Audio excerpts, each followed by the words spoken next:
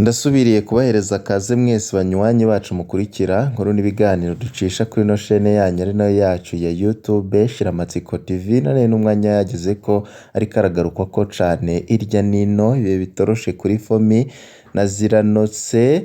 Kuri ubu ngubu ngo Perezida Evariste Ndayishimiye agomba gutora itiraruko ahombesheje canke agafuta burundu ishirahamwe Fomi gice ca kabiri. Mu gice ca mbere twabonye amakuru ajanye n'ivuka rya Fomi mu kiringo ca gatatu c'umusi Pierre Nkurunziza. Twabonye ivyavuzwe mu gihe c'ivuka rya Fomi aho hari umudandaza Evariste Nyandwi batazira amatwi yanyurujwe mu Rutana. Umushikiranganje Emmanuel Niyonkuru yagandaguye. Twabonye inyifato zitangaje za Perezida Nkurunziza na Generali Bunyoni zatuma bitwa ko aribo bene Fomi. Twumvise amakuru yavugwa y'amahera yoba aterurwa mw'ibanki nkuru akajanwa mu ishirahamwe Fomi, eka n'ingene inzego zari zubakiye ku bantu borohereza Fomi kugira ngo ayo mafaranga ya leta agume asohoka. Kino gice ca kabiri kiratomora rwose ububasha Fomi yahahora ku nzego z'igihugu, akarenganyo gakorerwa abakozi bayo be n'urugamba Perezida Ndayishimiye ariko arakora kuri Fomi kugira ngo ifutwe burundu. Perezida Ndayishimiye yaronse kwinjira mu mutahe wa Fomi. Biragoye rwose ko Fomi igumana ikibanza cayo idashoboye kuguma ironka amafaranga ya leta. Ivyo navyo birasaba ko igumana mu nzego zihambaye z'igihugu abantu bayo bafata ingingo zisohora amafaranga. Uwa mbere muri bo ni umukuru w'igihugu. Inyuma y'urupfu rwa Perezida Nkurunziza byari bihambaye ko Fomi yigarurira Perezida Ndayishimiye kugira ngo agume aronka amafaranga menshi ya leta. Amasoko yacu muri Fomi no hafi ya Perezida Ndayishimiye yemeza ko Fomi yasabye Perezida Ndayishimiye kuza gusubiriza Perezida Nkurunziza mu mutahe wa Fomi. Fomi yoba yavuga ko mu mutahe wayo hasanzwe igice kingana n'imiliyaridi 20 kigenewe umukuru w'igihugu, ku buryo umukuru w'igihugu wese naho yari kuba agatongwasa azokwama aronka ico gice c'umutahe wayo. Amasoko yacu yemeza ko Perezida Ndayishimiye yavyanse. Ntivyatevye umuryango wa Perezida Nkurunziza nawo wahavuye uja muri Fomi kubaza ubutunzi umuhisi yasize muri iryo hinguriro.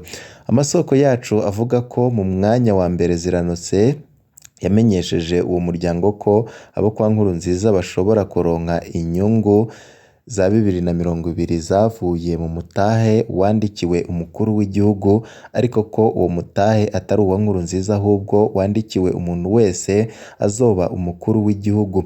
Ayo masoko yacu avuga ko umuryango usigwa na Nkurunziza utavyemeye, mbere bageraho bitura Perezida Ndayishimiye nawe abasaba ivyemezo ko ari amahera ya Nkurunziza.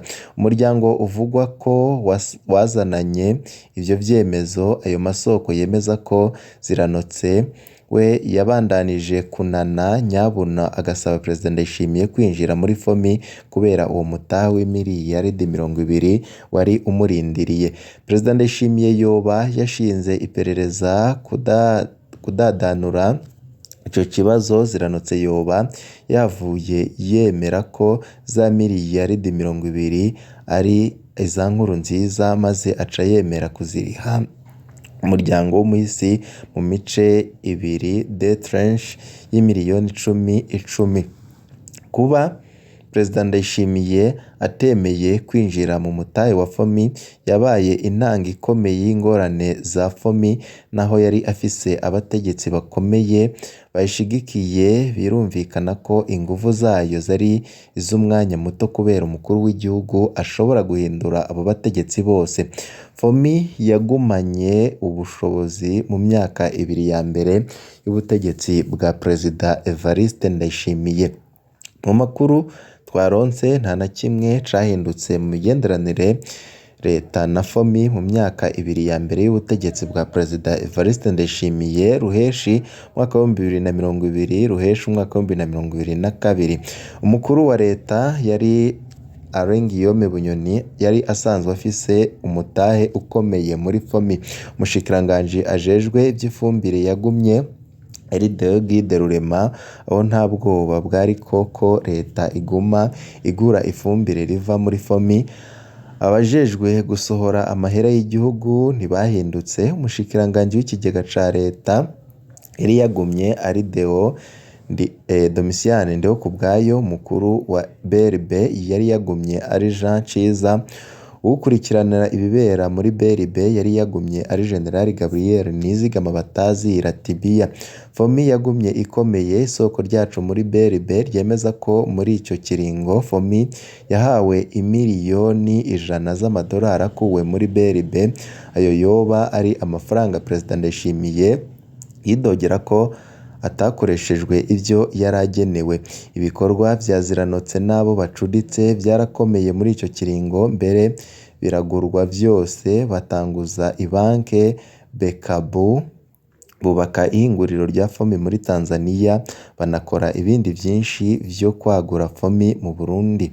Ubu binavugwa ko FOMI yoba igeze kugurura amahinguriro yandi muri Kenya na Angola. Muri ico kiringo nyine Ziranotse na bagenzi we buguruye ihinguriro Intrapac rikora ivyo gutekeramwo.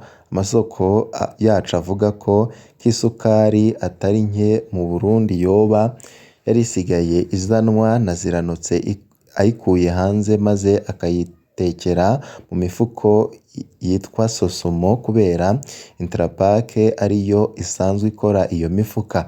Hariho n'ayandi mashirahamwe yegukira Ziranotse n'abo bacuditse. Umugumuko w'abakozi ba FOMI kuva mu mwaka wa 2021 twarabandanyije turonka ubutumwa bw'abakozi ba FOMI bidogera akarenganyo bakorerwa. Bamwe bavuga indwara bakura mu kwama bari mwishwagara hanyuma ntibavuzwe neza. Haravuzwe abagira amasanganya y'akazi bakirukanwa badatekerewe.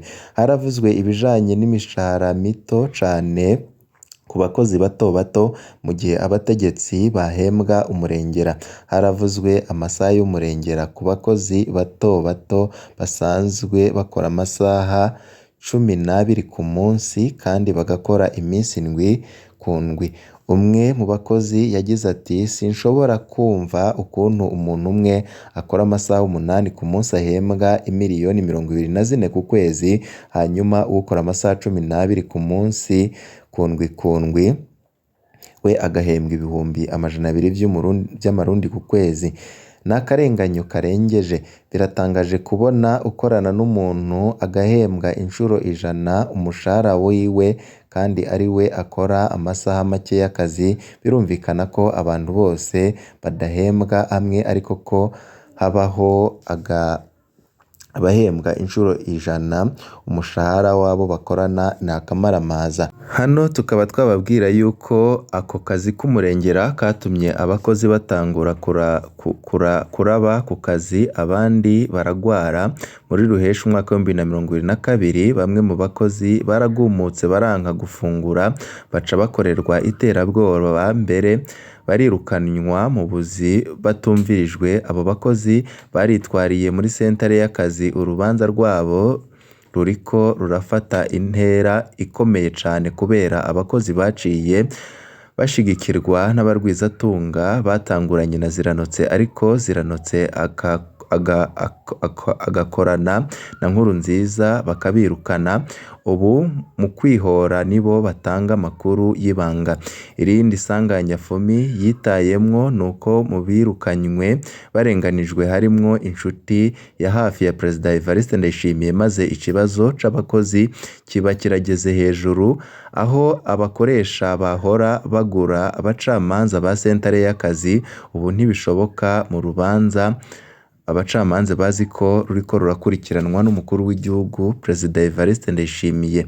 Ababuranira FOMI muri urwo rubanza ntibagira ayo bacira nayo bamira. Bageze aho bihakana FOMI ntago ntibaho ngo hariho sosiyete yitwa Intracom Fertilizer ariko amasezerano y'akazi yose y'abo bakozi yanditse kuri FOMI kugira ngo hagerageze gucungura umwanya abaserukira FOMI barunguruje urundi rubanza mpanabyaha rwagiriza abo bakozi ko bakoze umugumuko ku kazi aho ya nshuti ya Ndayishimiye ntibayisemwo mu bo bitwariye biboneka ko FOMI itinya Ndayishimiye mu byo iriko irakora byose. Intumbero ya FOMI muri runo rubanza rwa kabiri nico bita mu butungane ngo ni repenalite resivire neta, ni ukuvuga ko iyo hadutse imanza zibiri ku kintu kimwe umucamanza ari mu rubanza rw'amatati sivire aca bangira gufata ingingo maze umucamanza afise urubanza rw'ibyaha penali akaba ari we abanza guca urwo rubanza. Ariko rero abo bakozi ba FOMI bo bavuga ko sentare y'akazi itarabwa n'urwo rubanza mpanabyaha, bagira bati twebwe twaritwariye ishirahamwe FOMI kuko ari ryo dufitaniye amasezerano y'akazi. Ishirahamwe ryatwitwariye muri penali naryo rikitwa Intracom Fertilizer, ni imanza zibiri zidasa. Ntawuzi ko dosiye izogenda mu butungane ubwoba FOMI kubera ibona ko iriko igwa mu nguvu zisumba abo bakozi.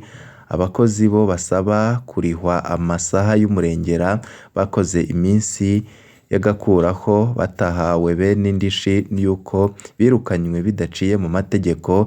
Nibaramuka batsinze urubanza ikibazo cabo kizoba gihinduka ic'abakozi bose ba FOMI. FOMI irazi ko abakozi baburana bashigikiwe n'umukuru w'igihugu be n'abandi barwizatunga barenganijwe mu ivuka rya FOMI. Urugamba rwa Ndayishimiye na FOMI, ntambara Ndayishimiye na Bunyoni ntizosiga FOMI. Amakuru dukura mu isoko ryacu mu iperereza aravuga ko Perezida Ndayishimiye yasabye iperereza gutohoza ku miliyaridi 600 yakuwe mu kigega ca leta agahabwa FOMI ku itegeko rya Perezida Nkurunziza.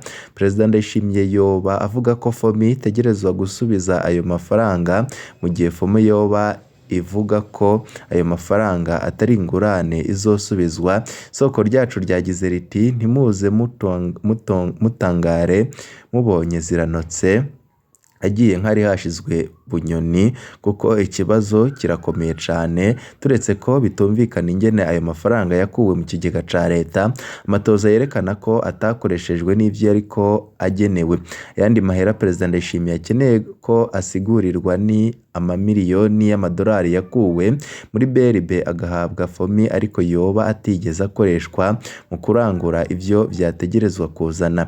Ishavu rya Perezida Ndayishimiye ryerekeye kandi abategetsi babogojwe muri leta ariko ziranotse agaca abaha akazi mbere akabahemba ayasumbayo bahoze bahembwa muri leta. Aha haravugwa cane Deogide Rurema yahoze ari umushikiranganje w'uburimyi n'ubworozi yaba asigaye ahembwa na FOMI miliyoni 15 ku kwezi. Hano haravugwa kandi Christian Kwizera yari umuyobozi mu bushikiranganje bw'ikigega ca leta yabogojwe muri ntwarante mwaka 2021 yagiriza kwiba amafaranga menshi ya leta ahabwa miliyoni muri FOMI. Haraciye iminsi mike inama nshikiranganje itangaje ko leta igiye guhagarika gukorana n'amashirahamwe yahaye akazi abo bantu leta yabogoje ibagiriza amakosa, aho benshi bumvisemwo ihinguriro FOMI. Hamwe leta yohagarika gukorana na FOMI vyoba bigoye ingene iryo hinguriro ribandanya ku murindi ryakorera ko. Icanyuma cadugije rwose ishavu rya Perezida Ndayishimiye n'ingene FOMI yacerewe gutanga ifumbire mu ntara nyinshi z'igihugu muri 2022. Ivyo vyabaye mu gihe mu gihugu hariko hibonekeza ikena ry'ibitoro, ry'isukari, ry'ibinyobwa vya Bralirwa n'iry'isima. Perezida Ndayishimiye yafashe ko ivyo byose vyari mu mugambi wa General Bunyoni wo gutembagaza ubutegeka. Ariko amasoko yacu yemeza ko ikena ry'ifumbire ryavuye ku kuba FOMI yitwararitse gushora ifumbire muri RDC aho yagurwa mu madolari maze igaca isanga idafise ifumbire ikwiye mu Burundi. Kuva ubwo umugambi uriho wa Perezida Ndayishimiye aruko utavuga n'uwo gufuta FOMI burundu. Umugambi wo gusubiriza FOMI ugeze kure. Amasoko yacu yemeza ko hari umugambi wo gushiraho irindi hinguriro rikora ifumbire ugeze kure kandi ryo rikaza ryegereye Perezida Ndayishimiye nimba atari gwiwe nk'uko twabibonye mu itangazo rihamagarira abifuza gukorera iryo hinguriro rishasha. Izina ryaryo ni Blending Fertilizer. Iri hinguriro ryoba rimaze guhabwa ubushobozi budasanzwe naho ritarakomera. Amakuru tudashobora kwemeza avuga ko FOMI itakirekuriwe kugura ivyo bita materiel premiere kubera yoba itagihabwa amafaranga y'agaciro muri BRB. FOMI yoba isabwa kugura materiel premiere muri iryo hinguriro rishasha. Ibintu vyifashe gutyo mu gihe hari ibihugu vyo mu karere vyoba vyaramaze kwemerera Perezida Ndayishimiye kumushorera bimwe mu biboneka ifumbire riva mu Burundi. Kwaka inguvu FOMI vyosigura ko Perezida Ndayishimiye nabo bari kumwe aribo basigaye bagiye kwimbura inyungu iva mu rudandazwa rw'ifumbire.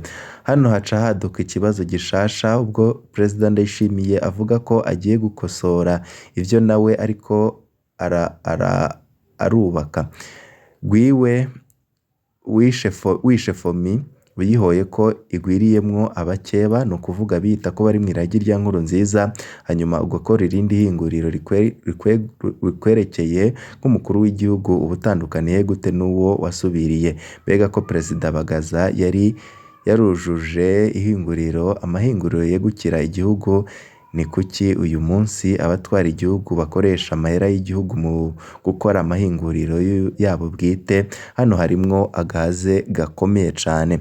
Mu gusozera ihinguriro FOMI ririko rirahura n'ibitero bikomeye cane, bimwe biva mu makosa yaryo, aho twavuga nk'imanza ziri mu butungane zatewe n'akarenganyo bakoreye abakozi kandi kabandanya gukorerwa abakiri mu mirimo. Hariho ibitero bifatiye ku njyane za politike ziri hagati y'ibihangange vya CNDD FDD, aho bimwe vyitwa ko biri mwiragi rya Nkurunziza, ibindi bikaba abayoboke ba Ndayishimiye. Ibitero vya nyuma navyo ni ibitumbereye gusubiriza FOMI n'irindi hinguriro ryegereye cane ryegukira Ndayishimiye. Biragoye kubona ingene FOMI izotsinda bino bintu vyose. Ikibazo umuntu ashobora kwibaza abonye ibiriko biraba muri FOMI ni akazoza k'amashirahamwe n'amahinguriro atandukanye ashingwa n'abategetsi. Nimba ishirahamwe rica ripfa iyo intwaro ryegamiye igiye, mbega abatwara baribuka ko nabo nyine amashirahamwe yabo azopfa nabo? Ubu rero amashirahamwe yose ariko ashingwa na Ndayishimiye n'abiwe azoherana n'intwaro ya Ndayishimiye. Ikiboneka coco nuko indyane ziri hagati y'ibihangange vya CNDD FDD ziguma zifata umurindi ukomeye cane. Iyo umuryango umwe umaze kwagirizanya imigambi yo gutembagaza ubutegetsi, imigambi yo kwicana, imigambi yo gukeneshanya, ibikorwa byo guhindura amafaranga ya bamwe mu bipapuro, imigambi yo guhombesha amahinguriro ya bamwe, ihiganwa rijanye n'incungu bemera, ntawe ushobora kumenya iyo iryo nyinyurana rigarukira. Muri 2007 no muri 2015 twarabonye ingene impande zihangana muri CNDD FDD. Murindi w'ivyubu wo uje ukundi, nivyo muriko murabona muri FOMI muri kino gihe, aho FOMI yoba igeze ahatemba. Abanyagihugu bariko bararira ay'ikivumvu. Ngivyo ibibazo bituma FOMI itariko iraha abanyagihugu ifumbire bariye amafaranga yabo. Ibintu biriko biraba ngaha ni akamaramaza. Ni ngaha duciye dusozera igice ca kabiri twari twabateguriye. Turabandanya kubatoreza ibijanye n'aya makuru. Gihe vyiza kuri mwese, nivyo ndabipfurije.